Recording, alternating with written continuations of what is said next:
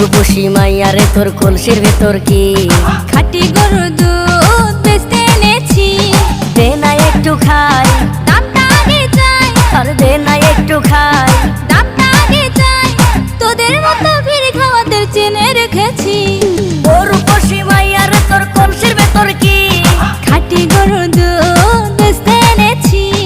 ও রূপসী মাইয়ারে তোর কলসির ভেতর কি খাঁটি গরুর দুধ বেচতে এনেছি।